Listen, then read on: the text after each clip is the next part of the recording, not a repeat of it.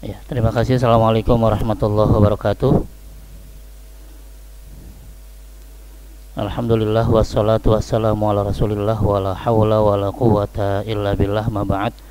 Kepada para jamaah salat maghrib berjamaah Masjid Jami Harapan Jaya yang mudah-mudahan senantiasa dimuliakan oleh Allah Subhanahu wa taala. Kajian kita kemarin tentang ilmu tauhid ya, sudah sampai di poin yang ke-6, yaitu perintisnya.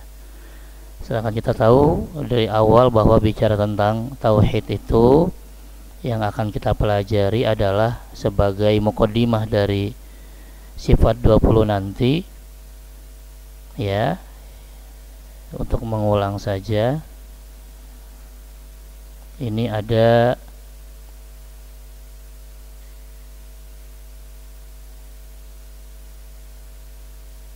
mana ya, sebentar.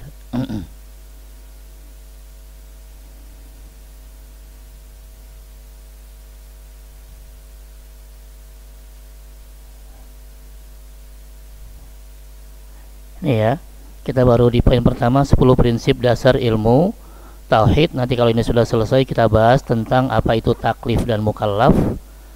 Setelah selesai baru kita membahas tentang pembagian hukum akal atau logika. Baru nanti pengertian taklid, nazar, menganalisa iman Islam. Baru terakhir bicara tentang sifat-sifat Allah atau sifat-sifat Tuhan. Gitu ya. Jadi kita masih di poin yang pertama ya, yaitu tentang 10 prinsip dasar ilmu tauhid. Yang kemarin sudah kita bahas bahwa bicara tauhid adalah bicara tentang seluruh dakwah Nabi sejak Nabi Adam sampai Nabi Muhammad sallallahu alaihi wasallam. Baru kemudian ketika sudah banyak terjadi penyimpangan, ada 2 ulama yang lahir masih di bawah tahun 300 Hijriah, yaitu Abu Musa al-Ash'ari dan Abu Mansur al-Maturidi. Mereka yang meluruskan kembali akidah yang sudah mulai dirusak oleh orang-orang yang tidak bertanggung jawab, gitu ya. Kita masuk ke poin berikutnya, yaitu poin ke-7 tentang dasar ilmu tauhid, yaitu nama resminya. Apa sih nama resmi dari ilmu ini? Selain jelas yang pertama namanya adalah ilmu tauhid, karena yang paling penting adalah kajian tentang keesaan Allah. Tauhid artinya esa, mengesakan ya. Karena itu nanti surat Al-Ikhlas itu diartikan memurnikan keesaan Allah ya. Jadi ketika bicara tentang mengesakan Allah, ayat-ayat yang muhkamat diantaranya adalah surat Al-Ikhlas. Jadi ketika ada apapun kembalikan ke sana. Misalnya, Pak Ustadz, kok di Al-Quran ada kata-kata nahnu, ada kata-kata kami? Kan kami artinya banyak. Kenapa Allah dikatakan kami? Ya kembalikan saja ke Al-Ikhlas. Qul huwallahu ahad. Ketika ada kata nahnu atau kami dalam Al-Quran yang dinisbatkan kepada Allah, tetap Allah itu satu. Karena yang muhkamat adalah surat Al-Ikhlasnya.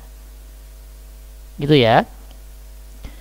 Jadi yang paling terkenal namanya ilmu tauhid, karena kajian tentang keesaan Allah ini yang paling penting dan paling masyhur. Tapi juga ada nama lain, yaitu namanya ilmu kalam. Bukan kolam ya, ilmu kalam. Karena ulama-ulama klasik atau ulama salaf yang lahir atau wafat maksimal tahun 300 Hijriah, biasanya ketika membahas tentang ilmu tauhid dimulai dengan kata-kata al-kalam fi kadza ya. Ada kata-kata al-kalam fi kadza, artinya kalam atau ucapan atau diskusi tentang permasalahan ini, yaitu baru dijelaskan. Jadi kalam artinya bisa ucapan atau diskusi, karena ya bicara tentang tentang tauhid ini kebanyakan memang perlu didiskusikan, karena juga tidak hanya berdiskusi dengan aliran-aliran yang dianggap bermasalah, tapi juga berdiskusi dengan mereka yang tidak mengakui keesaan Allah, yaitu orang-orang di luar Islam. sehingga muncullah kata-kata al-kalam fi kadza. Kalam, diskusi tentang masalah ini adalah gitu ya. Sehingga banyak kalam, banyak diskusi, terutama ya. Yang berikutnya, ada yang mengatakan kenapa disebut ilmu kalam? Karena banyak kalam atau diskusi tentang sifat al-kalam. Kalam Allah atau firman Allah itu apa? Itu ya. Itu poin yang kedua. Ya, sehingga juga kebanyakan disebut sebagai namanya ilmu kalam. Lalu yang ketiga, kadang juga dinamakan dengan ilmu usuluddin atau ilmu usuliddin. Ya. Usul itu artinya dasar. Ya. Jadi ilmu tentang dasar-dasar agama. Ya. Ilmu tentang dasar-dasar atau pondasi agama Islam. Dan nanti yang kuliah Fakultas Usuluddin ya bahasanya ya ini tentang tauhid, tentang Al-Qur'an, tentang hadis. Karena memang ini pondasinya. Juga yang terkenal juga namanya ilmu akidah. Akidah artinya keyakinan atau keimanan. Ya, walaupun di Al-Qur'an juga jarang kata-kata akidah. Ya, yang ada di surat nanti surat Al-Falaq tuh. Apa? Wa min syarrin nafatsati fil uqad. Kata-kata akidah di situ, uqad, ikatan. Karena orang yang meyakini sesuatu dia terikat dengan itu. Makanya kalau dia mengatakan saya mau beragama tapi saya mau bebas, ya nggak beragama namanya. Agama itu ikatan. Kita diikat oleh agama. Saya nggak mau diatur oleh Islam, ya berarti jangan ambil agama Islam. Karena kalau kita sudah masuk, berarti kita siap diatur oleh Islam, suka nggak suka. Apalagi ketika bicara yang wajib, mau nggak mau. Kalau yang sunnah masih ada pilihan melakukan atau tidak. Tapi kalau yang wajib harus. Itu ya. Jadi bicaranya tentang keyakinan atau keimanan. Kemudian juga Imam Abu Hanifah membuat satu kitab namanya Al-Fiqhul Akbar, fikih yang besar. Padahal bicara tentang ilmu tauhid. Ya, karena fikih menurut bahasa adalah pemahaman. Jadi Al-Fiqhul Akbar, fikih yang paling besar. Maksudnya bicara tentang akidah juga atau tauhid. Gitu ya. Jadi ada 5 nama. Ya, kita ulang. Pertama yang paling terkenal namanya adalah ilmu tauhid. Karena fokusnya bicara tentang keesaan Allah. Tapi juga nama yang terkenal yang lain ilmu kalam, karena ada kata-kata al-kalam, diskusi tentang masalah ini. Atau juga karena banyak diskusi tentang sifat Allah yang namanya sifat al-kalam. Yang ketiga namanya usuluddin, tentang dasar-dasar atau pondasi agama Islam, ilmu akidah. Dan terakhir juga Imam Abu Hanifah menulis satu kitab namanya Al-Fiqhul Akbar, isinya tentang akidah atau tauhid. Inilah nama-nama resmi dari ilmu tauhid atau ilmu akidah.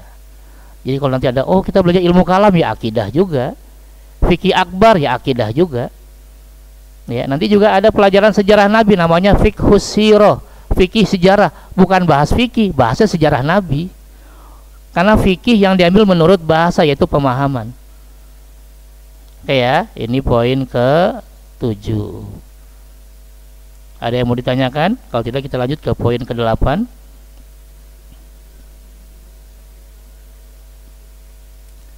Al-Fiqhul Akbar, fikih besar.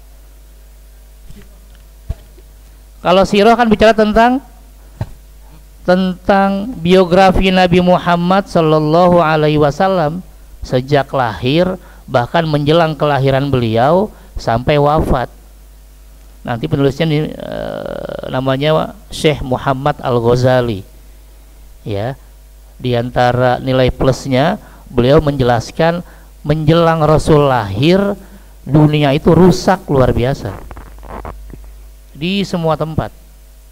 Itu beliau tuliskan dalam bukunya Fiqhus Sirah. Kalau yang lain kan fokusnya hanya bagaimana Rasul ketika lahir di tahun gajah, tapi pada Fiqhus Sirah dia menjelaskan bahwa ketika Rasul menjelang lahir dijelaskan bagaimana kondisi Romawi, kondisi Yunani, kondisi di India, dan hampir di seluruh dunia, bahwa memang semuanya rusak.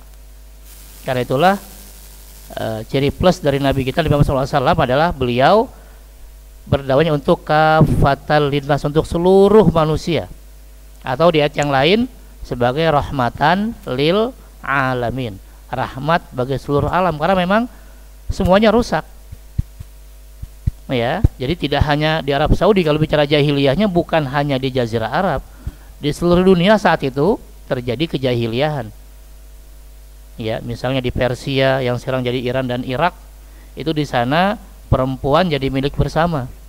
Bahkan ada nabinya namanya Masdak. Ya, perempuan milik bersama. Jadi walaupun nikah boleh dipakai sama orang lain. Na'udzubillah min dzalik. Itu Persia. Ya, nanti Romawi kan kita juga tahu bagaimana kerusakannya. Ya, Yunani yang walaupun ahli filsafat juga banyak kerusakannya di sana, ya, menyembah berhala atau patung. Nah, itu dijelaskan di Fiqhus Sirah, tulisan dari Syekh Muhammad Al-Ghazali, atau nanti ditambahkan juga tulisan dari Sayyid Qutb, judulnya Al-Jahiliyah fil Qarnil Ishrin, Jahiliyah abad 20. Beliau menjelaskan tadi sejak sebelum masa Nabi sampai ke jahiliyahan di masa sekarang. Ya, itu sudah ada terjemahnya. Silakan. Karena sudah meninggal beliau kan. Syed Qutb sudah meninggal kan, digantung oleh presiden Mesir kan. Ya, meninggalnya digantung. Ya, beliau juga punya kitab tafsir namanya Fi Dhilalil Quran. Ya. Oke ya, itu sedikit tentang sejarah ya. Maksudnya ketika bicara tentang kejahiliahan nanti boleh ada dua buku tadi. Ya, Fiqhus Sirah Muhammad Al-Ghazali dengan Sayyid Qutb, ya, Al-Jahiliyah fil Qarnil Ishrin. Kenapa nggak beliau abad 21? Udah meninggal, udah digantung oleh presiden Mesir karena dianggap dia memberontak. Ya, wallahu a'lam. Itu ya, jadi fikih yang dimaksud adalah fikih akbar adalah fikih yang bicara tentang ilmu tauhid, karena bicaranya al-akbar, Allah yang maha besar. Ya, monggo, ada yang lain? Kalau tidak kita masuk ke poin yang 8. Oh iya, silakan. Assalamualaikum warahmatullahi wabarakatuh. Waalaikumsalam warahmatullahi wabarakatuh. Yang saya tanyakan, Ustaz, saya minta penjelasan atau pengertian Esa Ahad tuh. Oh ya, Esa Ahad ya. Allah itu Maha Esa. Tuh. Esa tuh. Ya. Iya. Dan kita sudah memahami bahwa Allah itu hanya satu dalam surat Al-Ikhlas, Esa ini minta pengertian atau ya apa namanya itu, perbedaan antara Esa dan satu. Begitu aja Ustaz, minta ya pengertiannya masing-masing. Assalamualaikum warahmatullahi wabarakatuh. Assalamualaikum warahmatullahi wabarakatuh.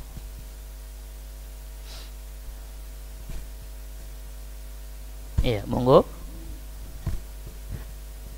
Bismillahirrahmanirrahim. Assalamualaikum warahmatullahi wabarakatuh, Pak Ustaz. Waalaikumsalam warahmatullahi wabarakatuh. Mohon maaf Ustaz, dalam mana ketemu. Pertanyaan saya cuma dua, Pak Ustaz. Yang pertama, kalam ilahi. Ada itu kata-kata kalam ilahi. Itu yang pertama. Pengertiannya apa, Pak Ustaz? Yang pertama. Yang kedua, ada saudara saya itu nikah kawin sama orang non-muslim, tetapi secara agama Islam. Dia masuk Islam waktu menikah, kemudian dia punya anak dua, kembali lagi ke agamanya, Pak. Artinya dia tuh kembali ke agama aslinya, dan kemudian kembali lagi ke agama Islam. Pertanyaan saya yang pertama, itu kembali ke agama Islam itu sah apa enggak Ustaz? Yang kedua, orang ini diberi ganjaran hukum apa oleh Allah Ustaz? Terima kasih. Assalamualaikum warahmatullahi wabarakatuh. Assalamualaikum warahmatullahi wabarakatuh.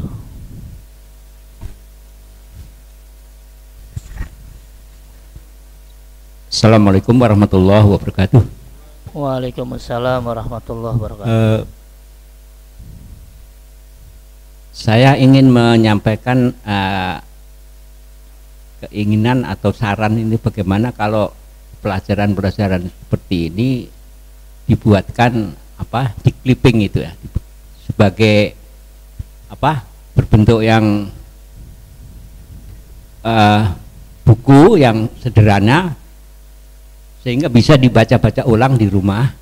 Kalau dengan demikian ini terus terang khususnya saya itu hilang lagi, Pak. Sampai rumah hilang lagi gitu.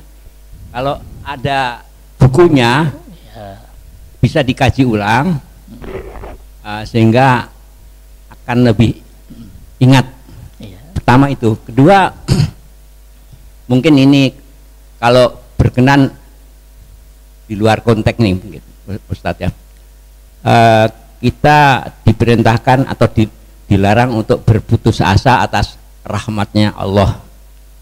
Nah, sehingga saya sendiri suka mikir bagaimana dengan ibadah saya dibandingkan dosa-dosa yang banyak atas diri saya ini, apakah Allah mengampuni atau Allah menerima ibadah kita?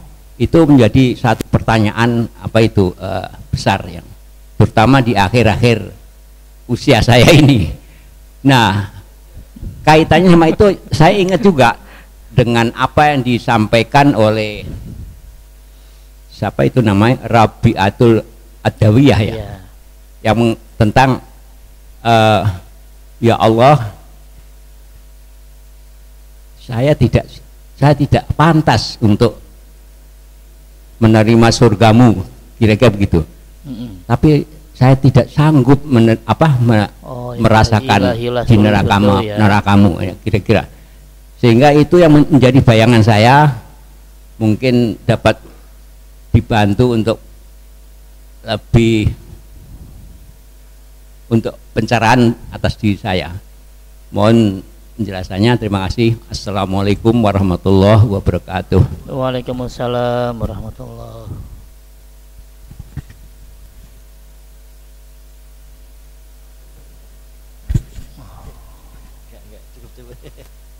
Oke ya.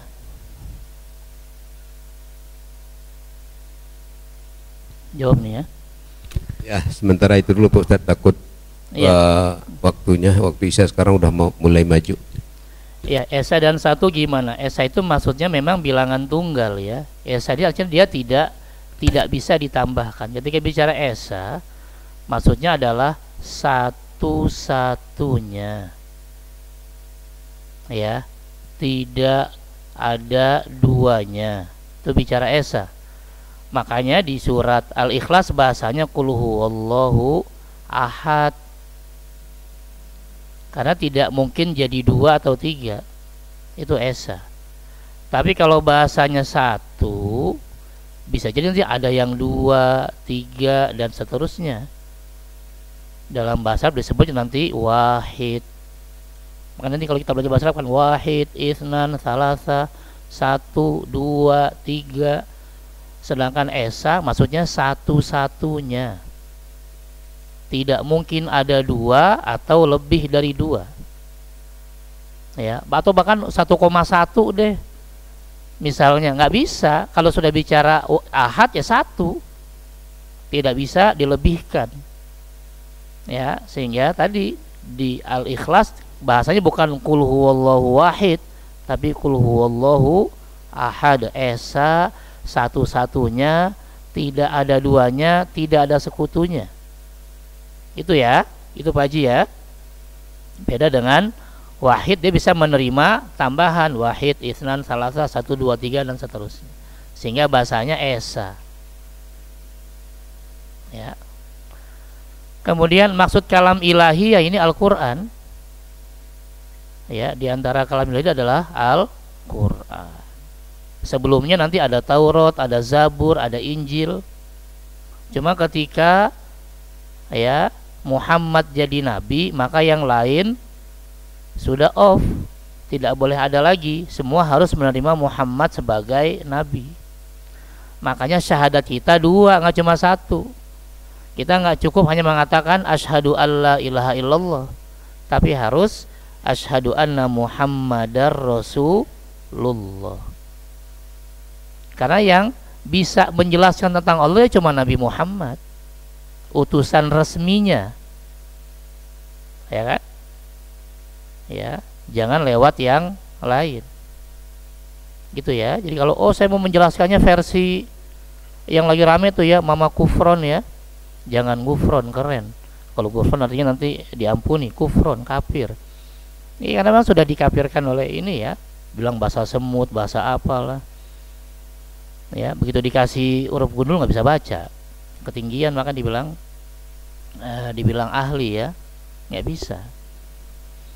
Ya, jadi ketika disebut alam ilahi sekarang adalah ketika Muhammad sudah jadi nabi, dia fokus ke Al-Quran, karena Al-Quranlah satu-satunya kalam ilahi atau firman Allah yang Allah janji untuk menjaganya di surat 15 ya ayat 9, dan Allah tidak berjanji untuk menjaga kitab-kitab suci sebelumnya. Ya, dikatakan di sini bismillahirrahmanirrahim, inna nahnu nazzalna dzikra wa inna lahu lahafizun. Ya, ini saya kopikan terjemahnya, surat 15 ayat 9. Karena itu sampai sekarang walaupun banyak yang ingin mengubah, nggak bisa. Jangankan satu kata, satu huruf pun nggak bisa. Karena Allah yang janji, sungguh Allah yang menurunkan Al-Quran, dan pasti Allah yang akan menjaga dan memeliharanya.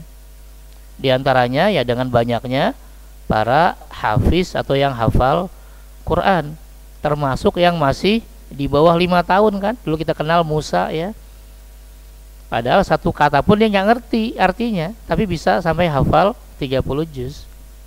Ini karena Allah yang mengatakan, Allah yang berfirman, Allah yang akan menjaga Quran, bukan kitab yang lain.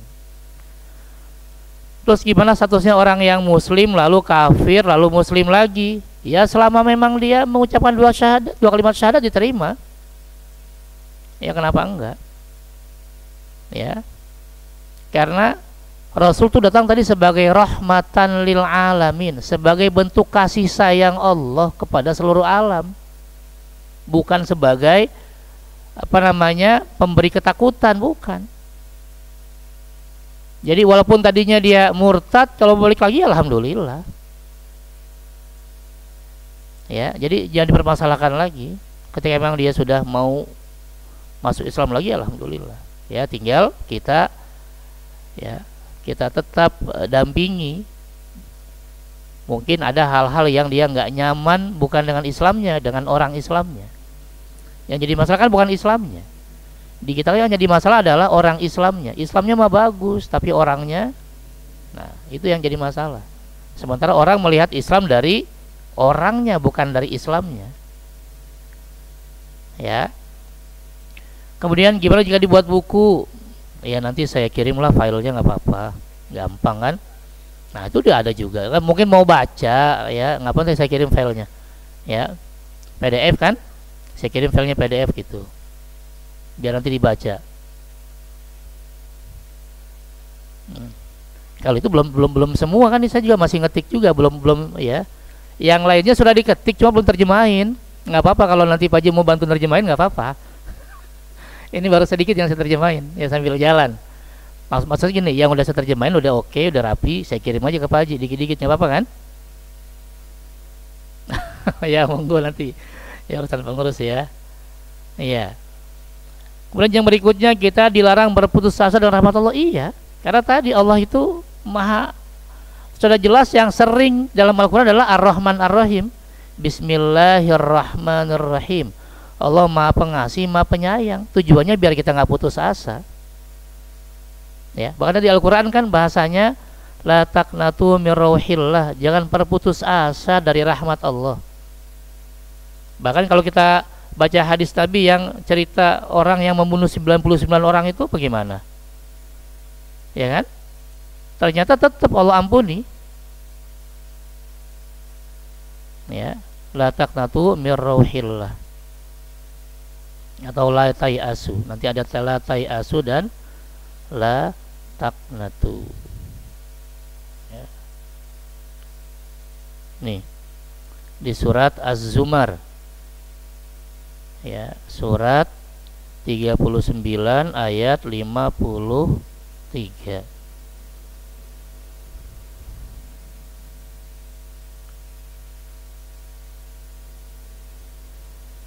Ya, bismillahirrahmanirrahim. Katakanlah, wahai hamba-hambaku yang melampaui batas, jangan berputus asa dari rahmat Allah. Sesungguhnya Allah mengampuni dosa-dosa semuanya. Yang penting kita tobatnya benar, jangan tomat. Jangan sekarang tobat besok kumat. Ya. Allah yang bilang, sesungguhnya Allah mengampuni semua dosa. Ya kan, Umar kurang apa nakutinnya? Tukang mabuk sehari 5 kali mabuknya. Kita mah sholat 5 mabuk sehari 5 kali. Tiap hari berantem di Jabal Qubais yang sekarang jadi istana raja. Ya. Tapi kalau Allah menghendaki bisa masuk Islam. Bahkan sahabat sampai ngomong, Umar nggak mungkin masuk Islam sebelum ontak bapaknya masuk Islam. Saking nggak mungkinnya, Umar nggak mungkin masuk Islam sebelum ontak bapaknya masuk Islam. Saking ngejeknya. Tapi dengan izin Allah, ketika rahmat Allah ada, ya menerima. Bahkan menjadi ya orang yang ketika orang masuk Islam yang tadinya sembunyi-sembunyi jadi berani. Tadinya nggak ada yang berani sholat depan Ka'bah. Tapi ketika Umar masuk Islam, mereka nyaman depan Ka'bah. Kenapa? Karena ada Umar. Kalau nggak ada Umar takut juga. Tapi begitu ada Umar, mereka berani sholat depan Ka'bah. Karena Umar yang jagain. Gitu ya. Jadi yang penting ya kita selalu berpositif thinking. Nanti ada hadis Nabi yang mengatakan ya, hadis qudsi dari Allah, ana inda dhanni abdi bi, kata Allah. Ya, hadis qudsinya nanti ada di hadis arba'in, bahasanya ana inda dhanni abdi bi. Aku, kata Allah, ya, mengikuti persangkaan hamba-hambaku. Kalau kita bernegatif thinking, ya jelek tentang saya pasti masuk neraka, ya masuk neraka karena kita yang pengen. Tapi kalau saya yakin pasti masuk surga, insya Allah masuk surga. Ya, nanti di hadis diskusi banyak sekali, luar biasa penjelasannya. Seandainya ada hamba Allah yang dosanya sepenuh lautan, saking banyaknya, Allah akan membawa taubatnya dengan sepenuh langit dan bumi. Diampuni semuanya. Yang penting kita betul-betul berpositif thinking. Ya, nggak usah khawatir. Bahkan ketika kita bertaubat, nanti bahasa hadis yang lain, Allah lebih gembira dengan taubat kita daripada kita yang bertaubat. Ya. Jadi jangan berpikir negatif. Selama kita masih mau sujud udah luar biasa. Kan Allah, Nabi yang bilang kan, jarak yang terdekat antara hamba dengan Allah adalah ketika hamba itu sujud. Kita sujudnya udah luar biasa banyaknya. Ya, banyak orang-orang yang sujud aja nggak mau, ya kan? Iya. Udah kita berpositif thinking, ya. Ketika kita punya dosa, wajar, kita bukan nabi, cuma nabi yang terpelihara dari dosa. Tapi kita bisa istighfar, bisa sholat ya sunnah taubat, bisa memperbanyak amal soleh yang itu bisa mengikis dosa-dosa kita. Itu ya. Jangan bernegatif thinking. Kalau kita positive thinking, insya Allah ya. Bahkan ketika bicara nanti ada hamba-hamba Allah yang masuk surganya tanpa hisab itu berapa? Ada 70.000 orang. Ternyata ya setelah dibaca lagi ada penjelasan para ulama, ada hadis yang menambahkan dari setiap 70.000 orang, dari setiap satu orang dari 70.000 ini Allah tambahkan 70.000 lagi. Jadi bisa kemungkinan kita masuk 70.000 kali 70.000 berapa? Luar biasa banyaknya. Iya. Ini syafaat Nabi buat orang-orang yang bisa masuk surga tanpa hisab langsung. Iya. Makanya Rasul kan menahan, ada satu doa yang Rasul nggak minta buat kita umatnya. Ya. Satu, untuk dibukakan syafaat Nabi ya, atau pertolongan di akhirat, bukan di dunia. Pertolongan Nabi di akhirat. Ya. Satu, nanti memulai sidang. Karena kalau Rasul nggak minta ini, sidangnya itu nunggunya di padang mahsyar 50.000 tahun. Ya. Jadi semua datang ke para nabi, semuanya angkat tangan. Baru nabi kita yang sujud minta sama Allah, baru dimulai sidang. Nah, sebelum dimulai ternyata tadi ada 70.000 orang yang dengan syafaat Nabi, 70.000 dikali 70.000. Ini yang masuk surga tanpa hisab. Jalan tol langsung nih. Baru yang ketiga, nanti Rasul juga akan berikan mengupgrade ya, atau menaikkan surganya. Tadinya surganya misalnya kelas 3 kalau di rumah sakit, dinaikkan jadi VIP. Bisa, Rasul yang ngasih. Makanya kita beruntung banget punya Nabi Muhammad. Ya, jangan pelit kalau sholawatan. Sholawatan pelit. Ya, mau Isra Mi'raj Maulid Nabi nggak boleh, ya Allah. Padahal kita butuh syafaatnya. Dan yang terakhir ini yang luar biasa. Ya, nih bisa memutihkan dosa. Ada dua, bisa sebagian atau seluruh dosa. Ini juga Nabi kita. Ya. Nanti tergantung kan Nabi minta sama Allah. Kalau Allah kasih udah semuanya, ya langsung ke surga. Tapi kalau sebagian ya mampir doang, ke neraka mampir doang. Ya, tapi nggak ada yang selamanya. Nanti ini ada di buku yang ketiga. Ini kan kita baru bahas buku yang pertama. Buku yang ketiga nanti ada bicara tentang syafaat Nabi. 4 poin ini. Ya, memulai sidang tadi atau hisab di akhirat setelah menunggu kurang lebih 50.000 tahun. Ya, dengan matahari di atas kepala 1 mil. Yang kedua tadi ada ini yang dapat tiket terusan. Ya, ini yang tanpa hisab. Makanya kita ngejar yang ini. Nggak dapet ya, yang langsung ke surga pun di-upgrade sama Nabi. Yang tadinya cuma kelas biasa bisa dinaikkan sampai kelas VIP. Dan yang keempat, bahkan yang pendosa besar tapi masih bertauhid, masih ada imannya. Nanti bahkan dalam hadis yang lain dikatakan Allah yang nanya, ada nggak yang imannya sebesar dzarrah? Dzarrah itu sebesar atom. Cari. Dan yang terakhir, ada nggak setengah dari dzarrah? Ya, kenapa? Karena Nabi terus merengek, Nabi terus nangis, ya Allah, ummati, ummati. Karena rengekan dari Nabi, dan jelas Nabi kita kan kekasih Allah. Mungkin nggak seorang kekasih kalau ada yang minta nggak dikasih, kan nggak mungkin. Ya, jadi jangan bernegatif thinking. Dengan sujud-sujud kita, dengan doa-doa kita, dengan istighfar kita, kita yakin pasti masuk surga. Ya, yang perlu kita cari sekarang adalah tambahannya dengan banyak syafaat, minta, ya, bersalat pada Nabi, banyak baca Quran, dapat syafaat dari Quran, dan seterusnya. Itu ya, udah berpikir positif saja. Oke, kemudian kalau tadi bicara ini, yang saya tahu bukan Robiatul Adawiyah, ini adalah dari Abu Nawas ini. Nama aslinya Abu Nuwas, nggak tahu sampai Indonesia jadi Abu Nawas. Ya. Beliau ahli syair, ya, penyair Arab. Tapi waktu mudanya kerjanya mabok-mabokan, main judi. Nah, begitu sudah senior sadar Nah, di antara kesadarannya adalah menulis syair ini, ilahillah sulil firdausi ahla. Ya Allah, aku nggak layak ya masuk surgamu. Gitu ya. Ini kan syair penyesalan.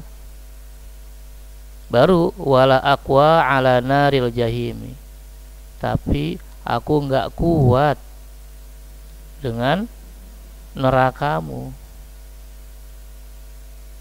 Ini kan merayu sebenarnya. Baru fahabli taubatan waghfir dzunubi. Boleh nanya dikit, melanjutkan Pak Imam tadi mengenai Ahad Esa tadi ya. Di nama hari kan itu Ahad ada Isninnya ya, ada Selasa ya, Ahad yang seperti apa yang satu-satunya gitu. Karena ada juga yang mengatakan kalau Ahad ada Isnin, ada Arba'anya juga, jadi nggak satu-satunya juga gitu Ahad. Nah, gimana cara kita memahami sesungguhnya? Terus yang kedua mengenai baik sangka tadi, biar kita nggak kepedean gimana Pak Ustadz? Ada juga kisah kalau nggak salah dia tuh rajin gitu, tahajudnya nggak putus, baca Al-Qur'annya.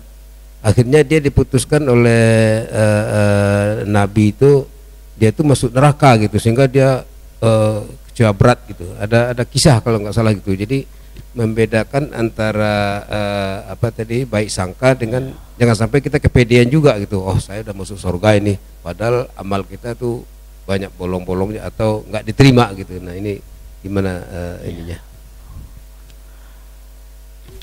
Iya. Iya, yang pertama tadi bicara tentang hari-hari dalam Islam. Iya, ini hanya penyebutan saja. Ya, Yaumul Ahad, Itsnain, Tsulatsa, Arbi'a ya. Dan nggak ada kaitannya dengan bahasa tadi ya, bahasa bahwa Ahad itu artinya Esa.